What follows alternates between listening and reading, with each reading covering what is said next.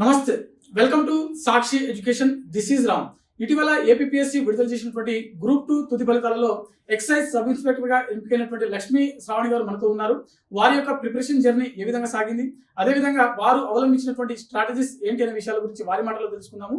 నమస్తే మేడం. నమస్తే సార్. ఒకసారి మీ నేటివ్ ప్లేస్ గురించి అండ్ మీ కుటుంబ నేపథ్యం గురించి ఒకసారి.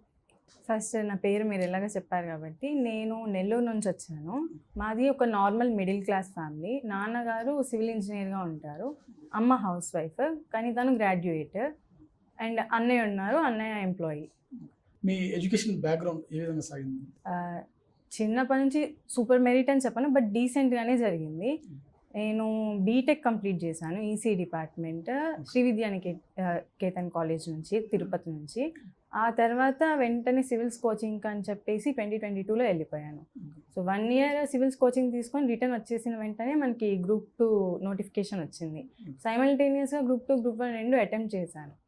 అండ్ రెండు అయ్యాయి. గ్రూప్ 1 మెయిన్స్లో క్వాలిఫై అవ్వలేదు, గ్రూప్ 2 క్లియర్ చేశాను ప్రస్తుతానికి. సో యూపీఎస్సీ మీరు కోచింగ్ తీసుకున్నా అన్నారు. కోచింగ్ ఎన్ని అటెంప్ట్స్ ఇచ్చారు మేడం యూపీఎస్సీ? సార్ 2 ఇచ్చాను సార్. ప్రిలిమ్స్ అవ్వలేదు సార్.